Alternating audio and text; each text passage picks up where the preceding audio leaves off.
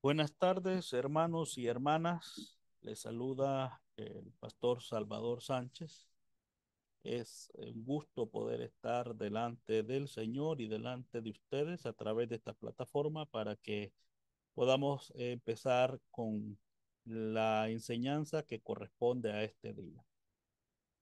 Como siempre, vemos la importancia de depender de Dios en esta tarea que Él nos ha delegado. Así que les invito a todos, por favor, hermanos, que inclinen su rostro ahí donde se encuentran y que podamos orar al Señor en este momento. Padre, te damos gracias por tu amor incondicional, por las fuerzas que tú nos das, Señor, para poder enfrentar el día a día, por la vida que nos has dado, Señor, pero en especial por la salvación tan maravillosa que nos has dado por tu gracia.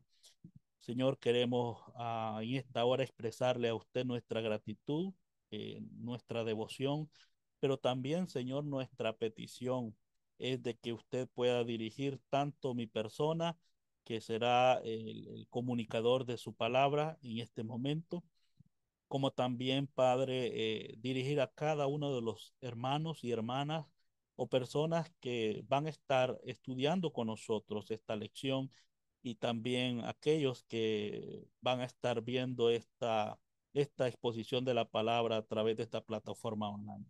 Señor, recuerde, Padre, y estamos conscientes de que su servidor es un hombre humano, Padre, con una naturaleza pecaminosa y que necesita su dirección y que entiendo, Padre, que humanamente soy no apto y necesito, Señor, su dirección divina para poder enseñar correctamente la palabra.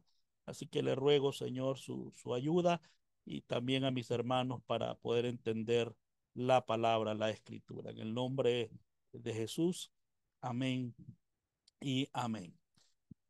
Bueno, hermanos, en esta hora vamos a estar viendo lo que es el tema presentaciones no claras en cuanto al Evangelio.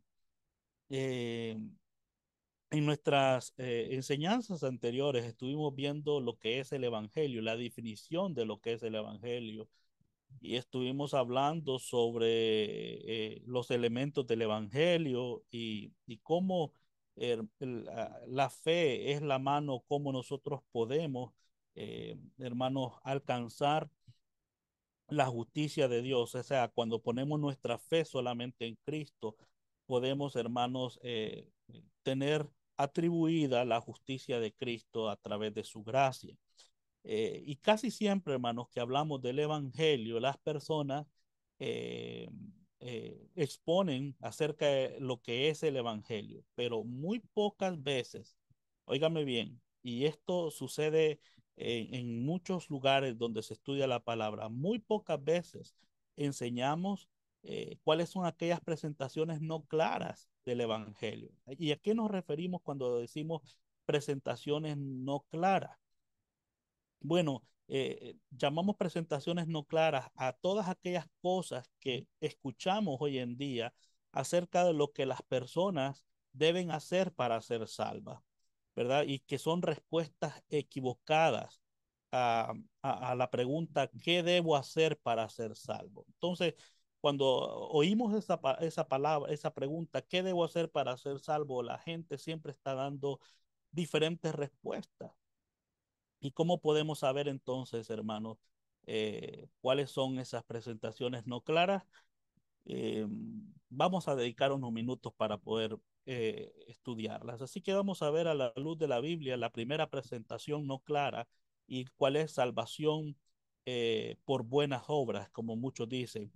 O sea, en otras palabras, dicen las personas, no basta solo con creer o poner la fe en Cristo solamente, sino que también tienes que hacer buenas obras. Y yo quiero rogarles a los estudiantes en esta hora que por favor no se asusten, ¿verdad? Cuando escuchen todas estas presentaciones no claras. Antes de empezar, yo quiero darles un poco eh, de mi experiencia cuando escuché por primera vez estas presentaciones no claras, hermano. Recuerdo yo de que estaba en un seminario, en un taller de Romanos 1 al 5 en El Salvador, y habíamos aproximadamente que más de casi 200 personas ahí estudiando, hermano. De las 200 personas, solamente 70 personas terminamos el taller. Pero cuando, hermanos, llegamos a la parte de lo que el Evangelio es y lo que el Evangelio no es, hermano, para mí fue algo difícil escuchar lo que el Evangelio no es. Porque por muchos años yo había estado escuchando respuestas equivocadas a la pregunta, ¿qué debo hacer para ser salvo? Y había muchas respuestas, hermanos, que yo creí por mucho tiempo, pero que al momento de confrontar esa creencia que yo tenía con la escritura, me di cuenta de que esas respuestas que yo daba o que yo oía no era lo que la palabra de Dios decía. Y eso es duro, hermano, porque aprender no cuesta mucho, pero desaprender duele, hermano. Cuando usted ha creído algo por muchos años y después viene a darse cuenta que no es como está en la palabra, hay dos cosas que juegan un papel importante. Número uno, si usted está dispuesto a ser humilde, ¿verdad? Y número dos, ¿cuál es la final autoridad de la verdad? Su experiencia, la tradición, lo que su iglesia enseña, lo que las personas le han dicho o lo que la palabra de Dios ha dicho. Así que yo ruego a Dios de que lo que usted escuche en esta hora sea Dios realmente, hermanos, mostrándole con la palabra la verdad acerca de lo que no es el Evangelio. Para que yo le invito a que usted sea como los hermanos de Berea, que ellos escudriñaban cada día en las escrituras para ver si las cosas que Pablo decía eran así. Así que por favor, pídale al Señor sabiduría, sea humilde, ¿verdad? Y si usted descubre en la palabra y es clarificado a través de la palabra, yo espero que usted sea lo suficientemente un estudiante honesto y humilde para saber que la final autoridad de la verdad es la palabra, aunque lo que usted ha creído por muchos años no es quizás exactamente como lo va usted a escuchar en este momento. Así que por favor, sea humilde y deje que Dios le hable a través de la palabra y permita que la palabra sea la final autoridad de la verdad en su vida. Entonces, la primera presentación es del Evangelio no clara, es cree y haz buenas obras. Hay personas que dicen, bueno, no es solamente con poner la fe en Cristo para ser salvo, ¿verdad? También hay que hacer buenas obras. Y casi, hermanos, todos los falsos evangelios eh, requieren que el pecador haga alguna obra para la salvación. Si usted ve en Hechos 16:30, el carcelero de Filipo, hermanos, cuando habla con Pablo y con Sila, la pregunta del carcelero fue, señores, ¿qué debo hacer para ser salvo? O sea, la gente siempre cuando se trata de salvación tiene en la mente una palabra y es la palabra hacer. ¿Qué hacer? ¿Qué debo yo hacer para ser salvo? Siempre es las obras, o sea, ¿qué obras debo de hacer para ser salvo? Esa fue la misma mentalidad del joven rico cuando le dice a Jesús, maestro bueno, ¿qué haré para heredar la vida eterna? O sea, ¿qué haré? ¿Qué debo hacer? Y casi todos los evangelios que no son bíblicos, que no es el evangelio bíblico, los evangelios falsos, todos requieren que el pecador haga alguna obra para salvación. Déjeme, le cuento una ilustración. Cuentan la historia de un grupo, de una reunión de diferentes líderes de organizaciones religiosas. Y todos estaban comentando acerca de lo que creían, cómo era su iglesia, qué enseñaban. Y llega un hermano a esta reunión y todos le preguntaron a esa persona que llegó, ¿qué es lo que te hace diferente a ti de todas las demás religiones? ¿Por qué crees tú que todos aquí están equivocados en cuanto a la doctrina de cómo ser justificados y por qué crees tú que tú no estás equivocado? Y él le dijo, bueno, dijo él, en cierta oportunidad una persona me preguntó, ¿tantas religiones hay en el mundo? y cómo sé yo cuál es la religión que está predicando un verdadero evangelio. Y él respondió lo siguiente: bueno, todas las religiones tienen algo en común, todos. Y es que todas las religiones, o mejor dicho, la mayoría de las religiones, enseñan que hay que hacer una obra o obras para ganar el favor de él. Piense por un momento. Los musulmanes es por mérito, ¿verdad? Todas las religiones que enseñan un falso evangelio tienen en común eso: es hacer buenas obras para ganar el favor de él. Entonces, los falsos evangelios requieren que el pecador haga alguna obra para salvación. Este hombre dijo: lo que me diferencia a mí de todos ustedes es que yo creo que es por la gracia de Cristo. Cuando una persona pone su fe solamente en Cristo, puede ser salva. Así que, hermanos, vamos a ver esta confusión: cree y haz buenas obras. La Biblia enseña, nuevamente, la Biblia enseña, no el pastor Sánchez, sino la Biblia enseña que la salvación es la obra de Dios, no la obra del ser humano. De hecho, Apocalipsis 7:10 dice: y clamaban a gran voz diciendo, la salvación pertenece a nuestro Dios, que está sentado en el trono y al Cordero.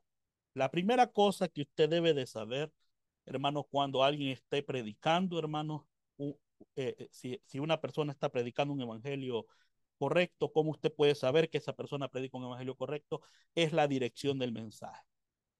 Cuando digo la dirección del mensaje, estoy hablando que la salvación tiene que ver con lo que Dios ha dado a favor del hombre, con lo que Dios hizo a favor del hombre, y no con lo que el hombre hace a favor para que Dios le otorgue la salvación. Entonces, vean lo que dice Apocalipsis. Dice que la salvación pertenece a nuestro Dios. Es solo, es solo Dios salvando, hermanos, al pecador. Es la única manera como usted puede obtener salvación, por la obra única meritoria de Dios. No podemos agregar nada a la obra de Cristo en la cruz. Yo he escuchado a algunas personas decir, incluso en programas televisivos, que Dios hizo el 60% o que Jesús hizo el 60% y que nosotros tenemos que hacer el 40%.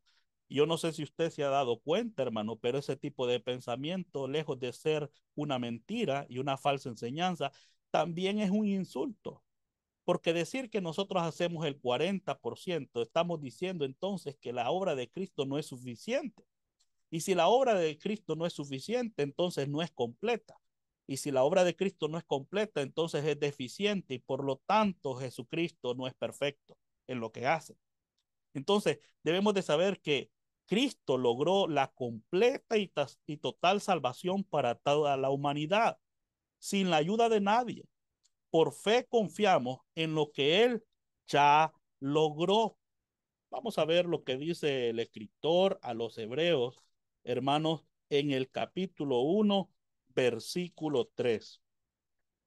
Dice: el cual siendo el resplandor de su gloria y la imagen misma de su sustancia, y quien sustenta todas las cosas por la palabra de su poder, habiendo efectuado la purificación de nuestros pecados, con ese, por medio de sí mismo se sentó a la diestra de la majestad en las alturas. Y si usted observa este versículo, ¿qué es lo que Cristo está haciendo en este versículo o a dónde está Cristo? Dice que está sentado a la diestra de la majestad en las alturas. ¿Y por qué está sentado? No porque está cansado. ¿Sabe por qué está sentado? Porque Él ya efectuó la obra completa. Ya no hay nada más que hacer. Jesucristo, la obra de Cristo a favor de nosotros en la cruz del Calvario es suficiente y ahora Él está sentado a la diestra del Padre. Así que, hermanos, debemos de ver, hermanos, también este pasaje de Hebreos 10:12 que dice lo siguiente: pero Cristo, habiendo ofrecido, ¿cuántas veces? Dice, una vez y para siempre. ¿Por qué ofreció una vez y para siempre? Porque la obra de Cristo es suficiente. Una vez, dice, y para siempre, ¿verdad? Un solo sacrificio por los pecados y ahora está sentado a la diestra de Dios. Y vuelvo a decir, está sentado a la diestra de Dios porque ya no hay nada más que hacer. Ya Jesucristo logró la completa y total salvación para toda la humanidad. Es por eso que Pablo, cuando escribe a los hermanos a la iglesia de Éfeso en el capítulo 2, versículos 8 y 9, dice, porque por gracia sois salvos por medio de la fe.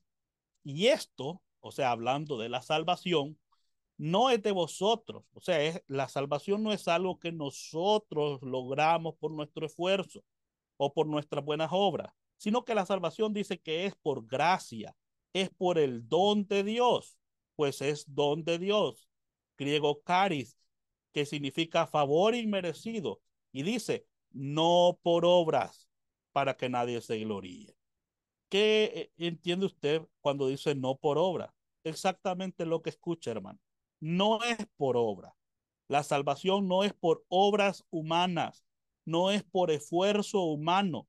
Si la salvación fuera por el esfuerzo humano, cualquiera de nosotros tendría un motivo para gloriarse. Pero ¿cómo puede ser que la gloria solo sea de Cristo? Bueno, cuando la salvación es por gracia, cuando la salvación es un regalo y no por obra que nosotros hagamos. De hecho, hermanos, ¿qué obra podríamos hacer nosotros lo suficientemente perfecto como para que Cristo nos dé su favor? No tenemos obras perfectas. Así que no es por obras humanas que nosotros somos salvos, es por la gracia del Señor y la manera como alcanzamos esa justicia de Cristo es a través de la fe en Jesucristo solamente. Tito 3:5 dice, nos salvó no por obras de justicia que nosotros hubiéramos hecho, sino por su misericordia, por el lavamiento de la regeneración y por la renovación en el Espíritu Santo. Qué interesante, dice, nos salvó, ¿verdad? Dice, no por obras de justicia. En otras palabras, no por nuestras buenas obras o las buenas cosas que nosotros creemos que hacemos, ¿verdad? De hecho, yo tengo una pregunta. Si usted cree que la salvación es por buenas obras, ¿cuántas buenas obras debería de hacer? ¿Cuántas obras serían suficientes para que Dios esté satisfecho? Usted debería hacerlas todas, completas. Pero la pregunta es, ¿puede usted hacer todas las buenas obras? De hecho, la Biblia dice que el que sabe hacer lo bueno y no lo hace le es pecado.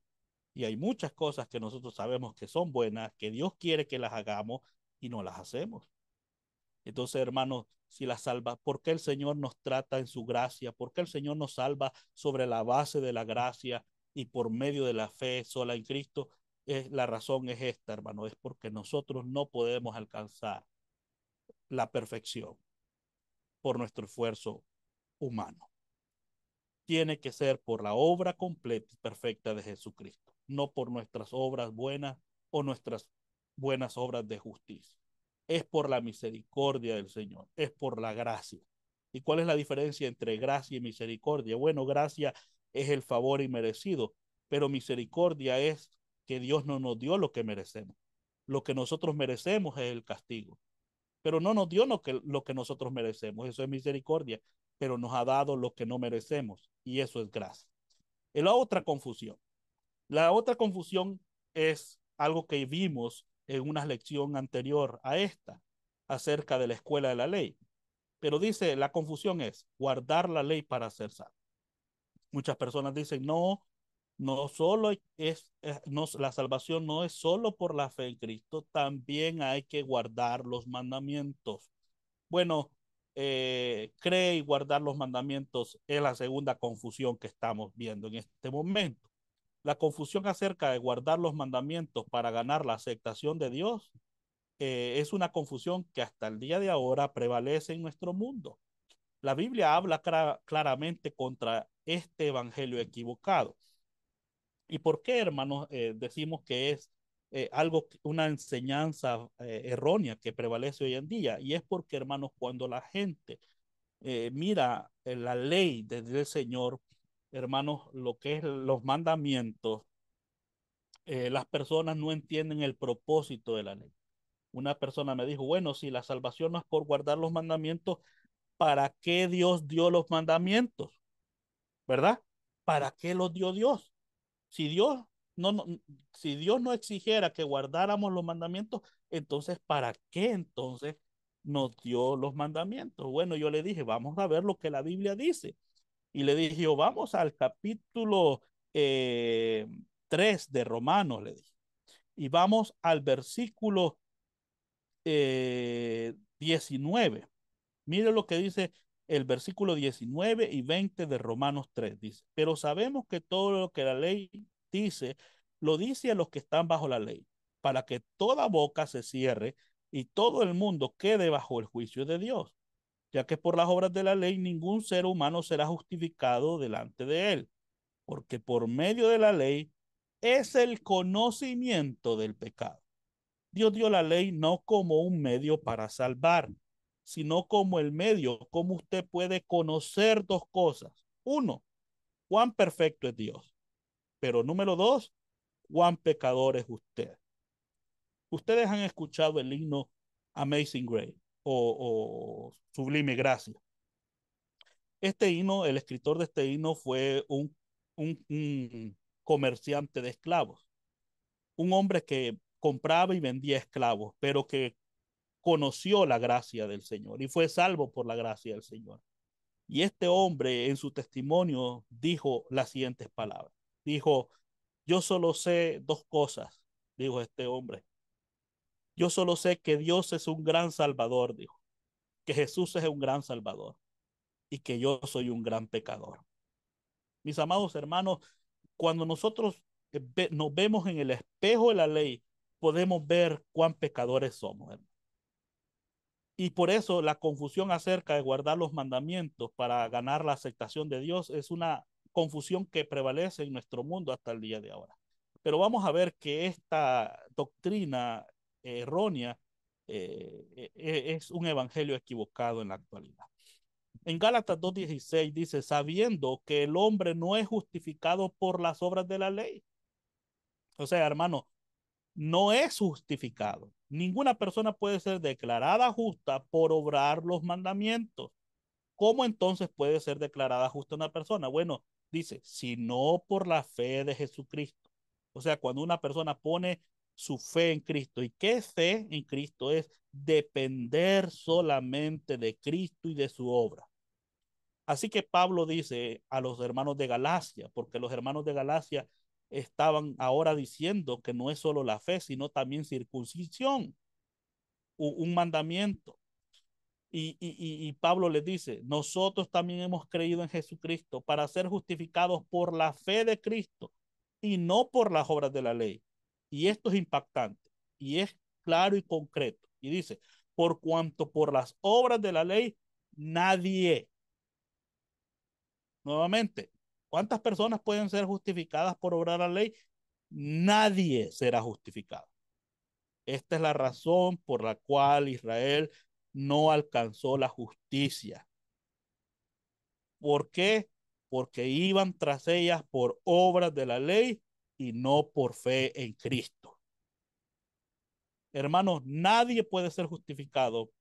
Nadie ha sido justificado en el pasado y nadie va a ser justificado en el presente por obrar los mandamientos. Ya que la ley Dios la dio para conocimiento, no para ser el medio de la salvación del hombre pecador. Hechos 13:39 dice, y que de todo aquello de que por la ley de Moisés, nuevamente, no pudiste ser justificado. Ahora, cómo usted sí puede ser justificado? Dice el versículo, en él. ¿En quién? En Jesucristo. Es justificado todo aquel que cree, que confía, que pone su fe, que depende solamente de Cristo. Eso significa. Romanos 3:20 dice, ya que por las obras de la ley ningún ser humano será justificado delante de él, porque por medio de la ley es el conocimiento del pecado. Entonces Dios dio la ley no para que el hombre fuera justificado por obrarla, ya que nadie puede ser justificado por obrarla, pero sí Dios dio la ley para que conociéramos cuán santo es Él y cuán pecador somos nosotros. Gálatas 3:11, y que por la ley, nuevamente subraye, ninguno se justifica para con Dios. Es evidente. Entonces, el justo por la fe vivirá. Si fuera por obrar la ley, estaríamos siempre bajo maldición por no cumplirla, hermano. Y si fuera por obrar la ley, recordemos entonces la escuela de leyes que aprendimos, donde aprendimos que la ley fue otorgada para ser nuestra maestra de escuela. La ley fue dada para enseñarnos a reconocer nuestra necesidad de salvación, pero nunca fue dada la ley para salvarnos. Solo Jesucristo puede salvarnos. Esa es la razón por la cual Pablo dijo, el fin de la ley es Cristo. La ley no te salva, pero la ley te dice, ahí está la solución. Y ese es Jesucristo. La ley te dice, eres un pecador y Dios es el único perfecto y Jesucristo es tu Salvador. Así que, hermanos, espero que hayan entendido esta aclaración. La tercera confusión en cuanto a las presentaciones no claras es ser bautizado para ser salvo. Hermanos, esto se está poniendo cada vez más fuerte. Bueno, cree y sé bautizado. El bautismo en agua, hermano, es un testimonio público de salvación para las personas que han creído en la obra de Jesucristo en la cruz. O sea, en otras palabras, nosotros bautizamos no a inconversos para que sean salvos. Nosotros bautizamos a personas que ya han sido salvas y que ahora están dando testimonio público de en quién han puesto su fe ellos. Entonces, el bautismo en la Biblia no es un requisito o el medio de salvación para los no salvos. No, hermano. Quiero que por favor vayan conmigo a Hechos capítulo 8. Vamos a ver si podemos leer estos versículos. Y vamos a irnos al versículo 26. Y por favor, pongan mucha atención a la lectura de estos versículos. En el versículo 26 dice, un ángel del Señor le habló a Felipe diciendo, levántate y ve hacia el sur, porque en el camino que desciende de Jerusalén a Gaza, el cual es desierto. Entonces él se levantó y se fue, y sucedió que un etíope, eunuco, funcionario de Candace, reina de los etíopes, el cual estaba sobre sus tesoros, había venido a Jerusalén para adorar. Y usted ha leído quizás esta historia de Felipe y el etíope, pero yo quiero que por favor usted vea algo interesante. ¿De dónde venía este etíope, que era eunuco, que era funcionario de la reina de Candace? Dice que venía de Jerusalén para adorar. Venía para adorar. Y usted puede hacerse la pregunta, ¿adorar a quién? Bueno, se supone que a Dios. Pero póngale, por favor, una gran, un paréntesis a eso. Venía de Jerusalén de adorar. Ahora, volvía sentado en su carro leyendo el profeta Isaías. Si usted sabe, hermano, el capítulo que venía leyendo específicamente, este etíope era Isaías 53, y usted sabe que ese es un capítulo que habla específicamente de Jesucristo. Y el Espíritu dijo a Felipe, acércate y júntate a ese carro. Acudiendo Felipe, le oyó que leía el profeta Isaías y dijo, pero ¿entiendes lo que lees? Y esta es una buena pregunta para las personas. Hay gente que se sabe hasta de memoria, de pasta a pasta la Biblia. La pregunta no es si se la sabe de memoria, la pregunta es si entienden lo que se saben de memoria, ¿verdad? Este funcionario recibe la pregunta de Felipe y la pregunta es, ¿entiendes lo que lees? Y él dijo, ¿y cómo podré si alguno no me enseñare? Y rogó a Felipe que subiese y se sentare con él. Ahora, si Isaías 53 habla de Dios hecho hombre, ¿de dónde venía este etíope? Venía de adorar a un Dios que no conocía. Qué interesante, ¿no? A veces, hermanos, podemos estar dentro de los templos, los edificios, hermanos, adorando realmente a un Dios que salva, pero que no entendemos cómo salva. Y este hombre venía de adorar a un Dios que no entendía a través de las escrituras quién era.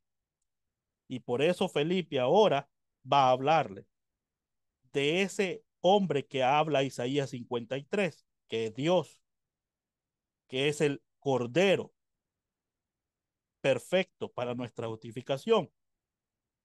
Versículo 32. Y el pasaje de la escritura que leía era este: como oveja a la muerte fue llevado, y como cordero mudo delante del que lo trasquila, así no abrió su boca.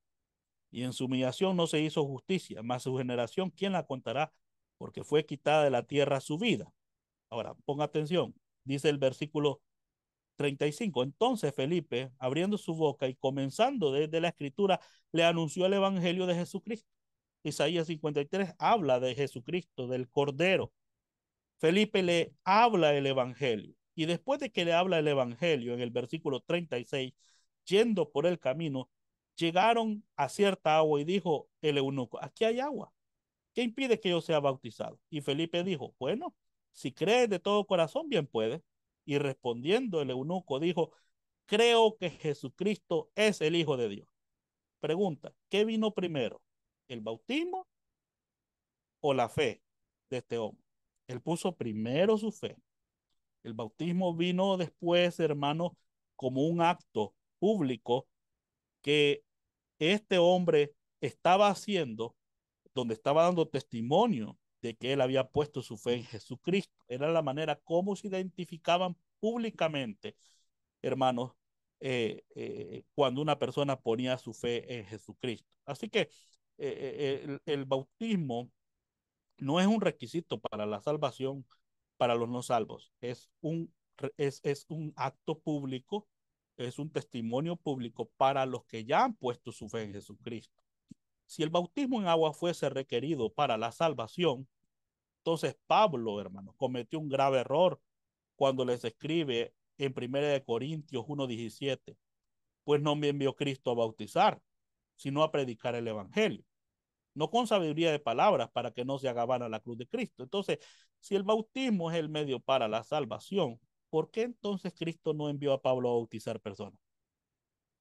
Pero ¿a qué sí lo envió Jesucristo? Dice: a predicar el evangelio, a predicar el evangelio. ¿Sabe por qué? Porque Romanos 1:16 dice: porque no me avergüenzo del evangelio, porque el evangelio, no el bautismo, el evangelio es poder de Dios para salvación a todo aquel que cree. Entonces, lo que más quería hacer Pablo no es bautizar personas, sino predicar el evangelio, porque es a través de ese mensaje que las personas pueden decidir en quién van a poner su fe para ser salvos. Veamos el caso del ladrón en la cruz. Fue indiscutiblemente salvo sin haber sido bautizado en agua, hermano. Lo cual es otra confirmación que el ritual del bautismo no es necesario para la salvación, pero sí es un mandamiento que Dios ha dado a aquellos que hemos puesto la fe en Cristo. No para salvación, porque ya somos salvos, pero sí para identificarnos públicamente con Él a través del bautismo, como testimonio público. La siguiente confusión no clara del Evangelio es cree y ser circuncidado, que esto tiene que ver más que todo con el judaísmo, pero que al mismo tiempo está hablando de que la circuncisión es un rito, ¿vea? Dentro de la religión judaizante. Ahora, aunque este falso evangelio no es común en el día de hoy, fue un problema en la iglesia primitiva, hermano, cuando la mayoría de los cristianos todavía eran judíos. Muchos de estos creyentes judíos creían que para que los gentiles fueran salvos, ellos también tenían que ser circuncidados. En Hechos 15:1 dice: entonces algunos que venían de Judea enseñaban a los hermanos: si no os circuncidáis conforme al rito de Moisés, no podéis ser salvos. Y aquí está el asunto, hermano. Le estaban diciendo: si ustedes no se circuncidan, no pueden ser salvos. En otras palabras, ellos estaban diciendo: no basta solo con que crean en Cristo, también tienen que circuncidarse, también tienen que cumplir con este rito. Pero Gálatas 5, versículos 2 y 3 dice: he aquí yo, Pablo, digo que si os circuncidáis, de nada os aprovechará Cristo. Y otra vez testifico a todo hombre que se circuncida, que está obligado a guardar toda la ley. Pablo les recuerda, hermanos, uno de los requisitos de la ley. Y es que la ley, hermanos, a modo de cumplimiento como requisito para la vida eterna, la ley tiene una característica, y es de que la ley es indivisible. ¿Qué significa esa palabra? Que usted no puede decidir antagonizamente qué mandamientos cumplir y qué mandamientos no. La ley tiene que cumplirla toda. Si usted quiere ser justificado por obrar la ley, usted está obligado a guardar toda la ley. Pero Pablo dice, mire, ¿sabe qué? Testifico a todo hombre. Si usted quiere ser justificado por guardar, por circuncidarse, por cumplir con este mandato, pues entonces está obligado a guardar todos los demás mandamientos. La pregunta es, ¿puede? ¿Puede alguien guardar toda la ley? No, hermano. No hay nadie que pueda guardar. De hecho, Santiago 2:10, como vimos, el que falla un punto de la ley ha fallado todo. Así que, hermano, si usted quiere ser salvo por guardar ese mandamiento o por cumplir con ese rito como mandato, usted está obligado, hermano, a guardar toda la ley. Y el resultado va a ser siempre condenación, porque nadie puede guardar toda la ley. Dios dejó en claro que si una persona estaba confiando en la circuncisión para ser salva, necesitaría entonces guardar toda la ley, no las exigencias de la circuncisión solamente. Dado que nadie ha podido jamás cumplir toda la ley, cualquier esfuerzo por obtener la vida eterna a través de la circuncisión fracasa miserablemente. La circuncisión entonces era una señal del pacto abrahámico, el cual era un acuerdo entre Dios y Abraham que data desde la época en que Israel se convirtió por primera vez en nación. A todos los niños israelitas se les exigía ser circuncidados a los 8 días después del nacimiento. Este ritual, sin embargo, no salvaba a nadie de sus pecados. Siguiente confusión no clara. Esta usted la ha escuchado bastante. Cree y confiesa tu pecado. Si usted le pregunta a una persona, ¿qué debo hacer para ser salvo? Y esa persona le dice, bueno, cree en Cristo, confiesa tus pecados, hermano. Algunos no dicen ni cree en Cristo, solo dice, debe de confesar sus pecados. Vamos a ver con la Biblia si este es un requisito bíblico o si es una confusión eh, que la gente tiene hoy en cuanto a las respuestas erróneas a la pregunta ¿qué debo hacer para ser salvo? Veamos esto más detenidamente. Cree y confiesa tus pecados. Vamos a ver, de acuerdo a la Biblia, que la confesión de pecados no es un requisito para la salvación. Sin embargo, aunque la confesión de pecado no es un requisito para la salvación, todas las personas deben entender que son pecadores en necesidad del Salvador. Reconocer que eres un pecador antes de la salvación no es lo mismo que confesar tus pecados individuales. Número uno, primero que nada, posiblemente nadie pueda recordar cada pecado que haya cometido. Les aseguro que muchos de nosotros incluso no recordamos ni lo que cometimos la semana pasada, hermano. De hecho, a la mayoría de nosotros nos cuesta recordar lo que comimos en la cena de la noche anterior. Dos, en segundo lugar, tratar de confesar todos los pecados causaría dudas y un examen de conciencia angustioso. ¿Por qué digo esto, hermano? Porque cuando yo no entendía esto y a mí me enseñaron muchos años atrás que para ser salvo yo debía de confesar mi pecado. Entonces, como yo creía eso, a mí me pasaba algo todas las noches antes de acostarme. Y es que antes de acostarme todas las noches, hermano, yo tenía una gran preocupación. Y yo derramaba hasta mis lágrimas. ¿Por qué? Porque yo no estaba seguro si había confesado todos mis pecados. Y yo le decía, Señor, y si me he olvidado de algo que he hecho, Señor, perdóname, perdóname. Eso provocaba en mí, hermano, algo angustioso, una angustia, hermano. Todos los días yo me acostaba con esa angustia, porque no sabía si había hecho lo suficiente para ser salvo o si había confesado todos mis pecados cometidos. Así que si crees que debes confesar todos tus pecados para ser salvo, nunca estarás seguro de tu salvación, sabiendo que has olvidado muchos de tus pecados. Lo otro que deberías de saber, hermanos, es que también si confesar pecados es un requisito, no sé cómo harían los mudos para cumplir con ese requisito. Pero bien, ve, los incrédulos serán condenados al lago de fuego porque no creyeron en el Señor Jesucristo, no porque fallaron en confesar su pecado. Algo que tú tienes que entender, hermano, es que el problema hoy en día no es, hermano, los pecados. Ya para los pecados hay una solución. Entonces, ¿qué es lo que condena a una persona? Juan, en el capítulo 3, versículo 18, lo va a decir claramente. La Biblia nos dice, el que en él cree no es condenado. Entonces, quién es condenado entonces?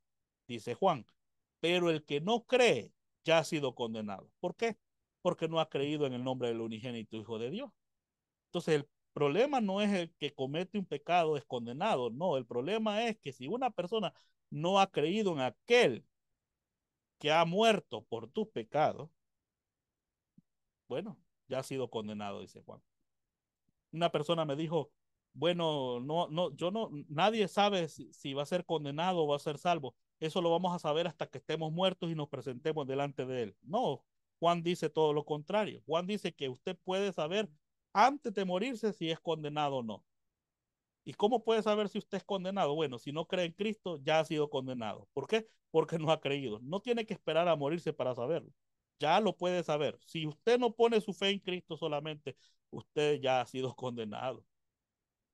Entonces, todo ser humano necesita salvación, hermano. Necesita creer en Cristo para ser salvo. La confesión de pecados, entonces, es para la persona salva. Pastor, pero la Biblia habla de la confesión de pecados, sí, pero es para las personas salvas, no para que un converso sea salvo.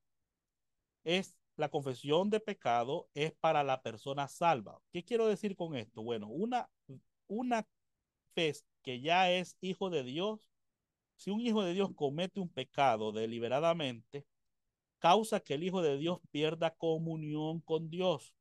En tales ocasiones, los creyentes deben confesar su pecado para restaurar su comunión con Dios. Vamos a ver esto con la Biblia para que usted lo entienda mejor. Váyase a Primera de Juan 1:9.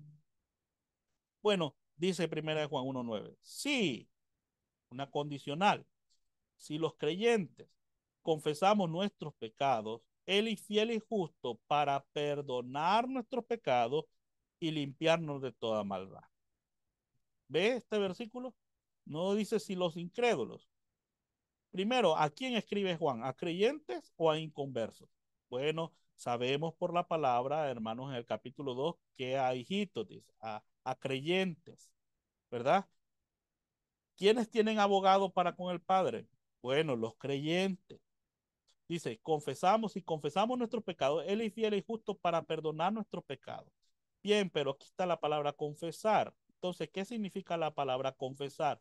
Mire lo que dice el punto número 2. La palabra confesar viene de la palabra griega homologeo. Homologeo. Es de homo, que significa lo mismo, y logeo, que significa hablar. O sea que confesar es decir la misma cosa, significa estar de acuerdo con Dios respecto a tu pecado. ¿Sabe por qué dice esto Juan en Primera de Juan 1:9? Si confesamos, o sea, si estamos de acuerdo en que hemos pecado. Bueno, por esta razón.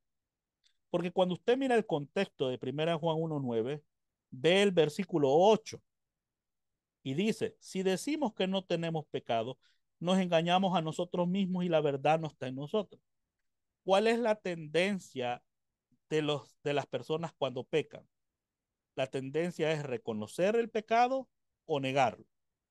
Vean por un momento el caso de Adán, cuando el Señor lo confronta con el pecado. Ajá, ¿qué hiciste? El que dijo, la mujer que me diste.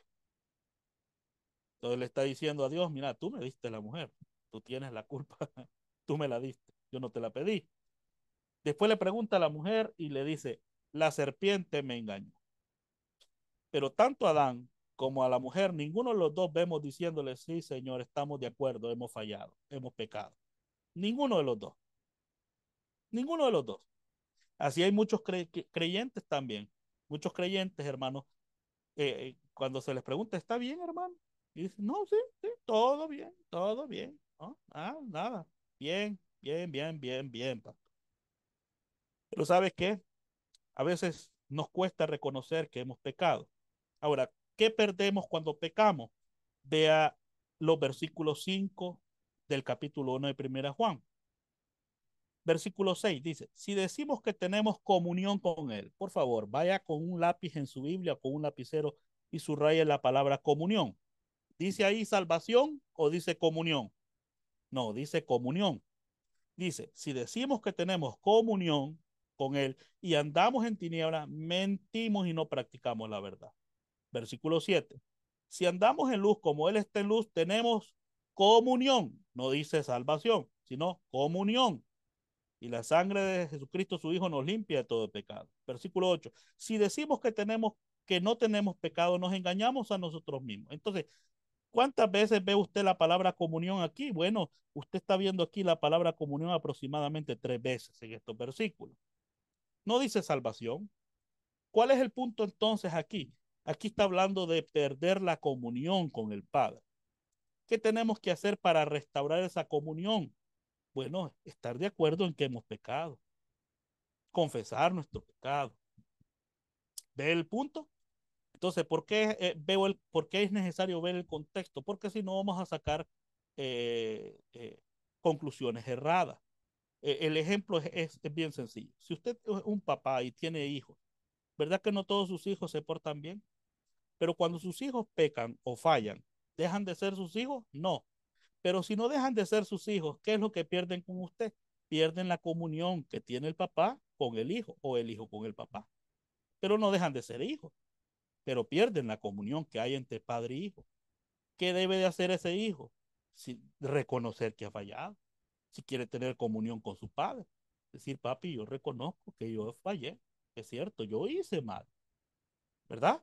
Entonces, la confesión de pecado es para creyentes, para aquellos creyentes que muchas veces, hermanos, eh, no practicamos la verdad y cuando fallamos, hermanos, perdemos comunión con nuestro Padre. Si queremos tener comunión nuevamente con nuestro Padre, necesitamos confesar nuestro pecado, ¿verdad? Eso es importante.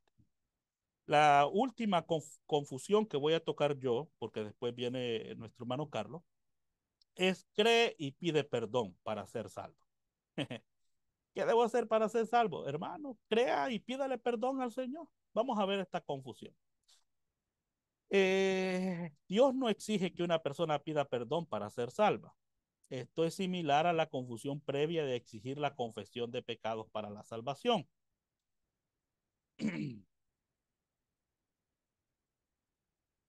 Ve, la verdad es que en el momento en que creemos en Cristo, somos totalmente perdonados, incluso sin pedir perdón. O sea que el perdón no viene porque usted lo pide. El perdón viene porque usted pone su fe en Cristo solamente para ser salvo. Automáticamente usted recibe la justicia de Cristo atribuida por haber puesto la fe en Cristo. Efesios 1:7 dice, en quien tenemos perdón o redención por su sangre, el perdón de pecados según las riquezas de su gracia. El perdón de pecados viene por la gracia de Dios, por la redención que recibimos por la sangre de Jesucristo en la cruz del Calvario. El perdón viene como resultado de creer las buenas nuevas de la muerte y resurrección de Jesucristo, no porque nosotros le pedimos perdón a Dios. El perdón es un subproducto de creer en el Evangelio. No es concedido en el momento, nos es concedido en el momento en que creemos en Jesucristo. Colosenses 2, 13 y 14 dice, y a vosotros, estando muertos en pecado, os dio vida juntamente con él, perdonándoos. ¿Cuántos pecados? Todos los pecados. Póngale atención a esto. Perdón de todos los pecados. ¿Cuáles pecados, hermano? Pasados, presentes y futuros. Pasados, presentes y futuros. Una persona me dijo, no, yo no creo que por los pecados que no he cometido, no, dijo, no, los pecados que no he cometido, no, dijo todavía, solo los pasados y los presentes. Y le digo yo, ¿y cuando Cristo murió por usted, usted había nacido? No. Entonces, ¿cómo pueden ser sus pecados perdonados si usted ni había nacido? Ciertamente, cuando Cristo murió, todos sus pecados eran futuros. Hermanos, el sacrificio de Cristo es suficiente para todos los pecados. No hay absolutamente ni un pecado que no haya sido perdonado, hermano. Todos los pecados, hasta los que no ha cometido, hermano, ya han sido pagados en la cruz del Calvario. Por eso Pablo a los colosenses les dice que Él os dio vida juntamente con Él. Y doy gracias a Dios por esto, perdonando todos los pecados, anulando el acta de los decretos que había en contra de nosotros, que nos era contraria, quitándola de en medio, porque el pecado provoca una división entre Dios y nosotros, hermano. Pero esa división fue quitada de en medio, clavándola en la cruz. Mis amados hermanos, cuando Jesús muere por nosotros, antes de morir, Él dice, tetelestai, consumado es. ¿Qué significa eso? Todos los pecados han sido pagados. No se le escapó ninguno. Tú has recibido por la obra de Cristo y yo también hemos recibido por la obra de Cristo el perdón de todos nuestros pecados. A Él sea la gloria por los siglos de los siglos. Amén. Oremos. Señor, te doy gracias por esta verdad que hemos aprendido, por esta claridad que nos has dado. Ahora te ruego, Señor, que lo que se va a enseñar posteriormente a esta lección, también, Padre, seas tú, Señor, obrando en nuestras mentes y corazones para ser humildes y reconocer la final autoridad de la verdad. Te doy gracias por este esclarecimiento, te doy gracias por la verdad de tu palabra, te doy la honra y la gloria por los siglos de los siglos. Amén y amén.